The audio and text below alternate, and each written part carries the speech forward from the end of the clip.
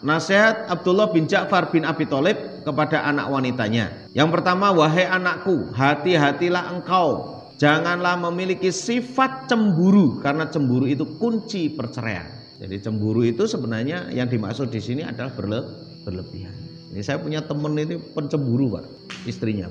Jadi kalau cerita sama saya ini, orang ini, teman saya ini, itu hampir tiap hari itu tukaran, Pak. Pulang telat ya dicemburui, mulai gasik ya dicemburui gitu. Ya memang gak nyaman. Sampai si suami kalau cerita sama saya ini Muhammad, itu kalau istri saya marah-marah itu, kalau saya nggak kuat itu tidak ada kata lain kecuali ada barang yang harus saya pecah baru saya lego. Itu gimana menurut jenengan? Lan jenengan ki golek bojo-bojo dhewe kok takon aku tahu. Kan gitu, dia seneng-seneng dhewe lah, sampeyan jek seneng ora? Yo ijek ya wis dinikmati aja. Ono Pak nyeneni Pak cemburu aku wis dinikmati aja, kamu suka. Kecuali kamu sudah nggak suka, itu lain lagi persoalannya.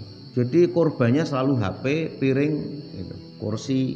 Cemburu itu boleh, tapi berlebihan tidak boleh. Ini akan jadi masalah. Makanya saya selalu memberikan nasihat kepada beberapa teman-teman ya, baik laki-laki maupun perempuan, terutama bagi ibu-ibu. Jadi kalau di rumah, ya silakan layani suami itu. Layani sebaik-baiknya, servis dia sebaik-baiknya. Tapi begitu keluar rumah, serahkan kepada Allah sudah. Nah begitu. Ngapain dipikir, ya kan? Ini nanti cik opo, cik nanti mampir nanti, wah ya semumet, jeblok utekmu. Ini yang bikin orang itu sakit jiwa. Kenapa? Karena hatinya rusak di situ kan, hatinya kan suudon isinya. Itu jiwa itu sakitnya, bukan fisik lagi, bisa ngantem fisik juga. Maka cemburu itu boleh, tapi kalau berlebihan seperti itu nggak boleh. Makanya ada satu ibroh juga, seorang temen itu setiap kali ditelepon sama istrinya, 15 menit ditelepon, 15 menit ditelepon. Kalau nggak diangkat marah-marah. Padahal posisinya kadang sedang perjalanan, kadang posisinya sedang meeting, namanya orang kerja, apalagi punya posisi jabatan, belum lagi kalau presentasi, ya kan, mengajukan proposal, ditelepon, telepon, begitu kan menyusahkan. Nah kalau sudah seperti itu apa akhirnya cerai? Perceraian itu tidak disebabkan karena pihak ketiga, ya. Karena apa? Rasa khawatir yang terlalu dalam atau cemburu yang terlalu dalam inilah yang menyebabkan perceraian. Karena itu bagian daripada akhlak sebenarnya. Itu kan akhlaknya buruk orang pencemburu itu. Cemburu yang wajar lah, sebagaimana Sayyidah Aisyah, ya. Jadi wajar gitu. Artinya ada batas-batasnya. Jadi kalau sampai tiap 15 menit telepon ditanya kemana, di mana, itu kan menyusahkan sekali, ya kan? Menyusahkan. Maka nasihatnya Abdullah bin Ja'far bin Abi Thalib diantaranya adalah hati-hatilah engkau jangan memiliki sifat cemburu, karena cemburu itu kunci perceraian. Kedua, hati-hatilah engkau janganlah terlalu banyak mengkritik suamimu karena akan menimbulkan kebencian. Kalau hubungannya dengan kebijakan misalnya ya, namanya suami kan kadang muncul kebijakan yang tidak realistis ya, atau bahkan melanggar ya, silakan dikritik. Tapi kalau hal-hal yang boleh, yang hanya teknis lah, tahu teknis ya.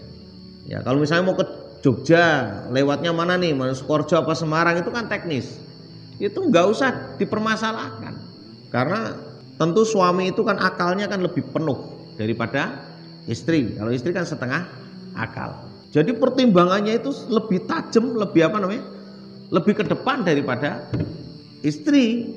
Apalagi kepemimpinan yang megang adalah suami, laki-laki. Kalau seandainya seorang istri itu paham tentang ilmu hikmah, ya, itu dia mampu mempelajari apa sih maknanya keputusan suami kok begini, hasilnya bagaimana, nanti Allah seperti apa menghasilkan bagaimana, itu kalau dia bisa begitu luar biasa. Istri kalau model begitu mesti taat.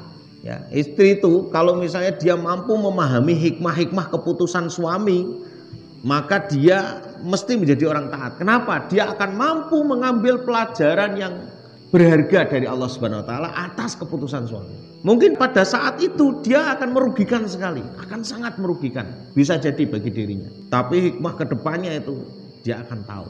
Ini memang tidak mudah ya. Makanya dibutuhkan ilmu iman itu ya, karena memang sudah menjadi sebuah keperluan dalam kehidupan ini. Jadi kalau hidup ini kalau tidak diatur dengan iman susah. Kalau kita lihat misalnya satu contoh yang sering saya ceritakan, kisahnya Sayyidah Hajar. Sayyidah Hajar ditinggal begitu saja. tanpa ngomong apa-apa. Walaupun muncul rasa kemanusiaannya harus bertanya, kenapa kamu tinggalkan aku? Apakah kamu tega meninggalkan aku? Itu kan pertanyaan-pertanyaan sangat wajar. Tapi begitu pertanyaan ketiga, apakah engkau itu meninggalkan aku karena perintahnya Allah? Lalu kemudian dijawab ya, lalu kemudian dia terima. Itu luar biasa. Apakah pernah berpikir bahwa anaknya Sayyidah Hajar ini akan menjadi nabi? Kan tidak. Di situ ternyata anaknya bisa menjadi orang yang soleh, orang yang sabar itu dengan tempaan istri yang berada di tengah padang pasir. Itu hasil dari kesabaran ibunya. Ini diantaranya. Makanya pentingnya ketaatan itu sampai di situ. Namanya taat ini. Ya kalau misalnya saya kasih contoh lah, bentuk ketaatan seorang istri kepada suami misalnya gini. Misal ada seorang suami, ini pergi dari Bandung mau ke sini lah, ke mana nih, ke Ngerandu. Terus kemudian suami dalam perjalanan, dia cuma telepon tok sama istrinya, kamu nanti jemput saya di Subah, tapi nunggu telepon saya. Paham ya? Nunggu telepon saya. Lah kira-kira sampai situ jam berapa ya? Nggak tahu. Ya namanya suami kadang bisa memperkirakan ya, kalau lancar jam 10 malam lah. Tapi yang penting nanti nunggu telepon saya. Nah, karena tadi terpancang dengan jawaban itu, dia lupa dengan kalimat nanti tunggu telepon saya. Lalu ambil inisiatif. Jam 9:30 sudah mulai jalan, ambil inisiatif. Padahal suruh nunggu telepon nanti gitu loh. Namanya suami kan tahu nanti, wah nanti kalau saya sampai di Batang, saya telepon perjalanan pas gitu. Ini enggak.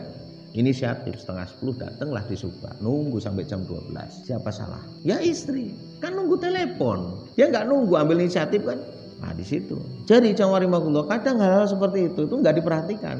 Kalau mau kaku-kakunan ini bentuk pelanggaran. Tapi kan suaminya baik. Apa? Suaminya baik itu apa maksudnya? Memaafkan kan begitu kan? Selesai. Jadi awalnya hukumnya durhaka, kemudian dimaafkan. Ya kalau urusan dengan manusia memaafkan selesai. Tapi urusan dengan Allah, kalau itu bentuk daripada pelanggaran terhadap perintah, belum tentu Allah memaafkan. Nah ini yang jadi repot. Ya, makanya munculnya musibah-musibah itu dalam rumah tangga itu sebenarnya banyak sekali. Baik, kemudian yang ketiga, apa nasihat Abdullah bin Ja'far bin Abi Thalib? Ini yang jarang kita amalkan. Mungkin kalau nggak pencemburu, oke lah, gitu. Ibu-ibu dengar ya. Kemudian tidak banyak mengkritik, oke lah, gitu. Tapi yang ketiga ini yang jarang. Pakailah celak. Karena celak itu adalah sebaik-baik perhiasan. Celak kita sepele Pak ya. Tapi jarang yang pakai loh. Pernah bojone sampeyan nganggo celak, Pak. Saya masih kecil itu nek celakan ngono ki nek pas 10 Muharram ki kok mripate ora lara selama 1 tahun. Wallahu a'lam zaman sakmono ini. Tapi kalau di Arab, orang-orang Arab itu biasa pakai celak itu. Ini sangat penting sekali. Masalahnya kelihatannya sepele ya, karena kita tidak tahu apakah nasihat ini ya bisa kita amalkan apa tidak. Ini mungkin ibu-ibu sudah mulai belajar celaan. Celaan itu ternyata juga ada aturannya, Pak. Pertama kanan, terus kiri, terus kanan. Jadi ada caranya. Di kanan dulu, kiri, terus kanan lagi. Jadi 3 kali. Ya karena kita tidak terbiasa ya berarti sulit. Lah kalau laki-laki boleh nggak pakai celak? Boleh. Coba aja Pak nanti ya pakai celak.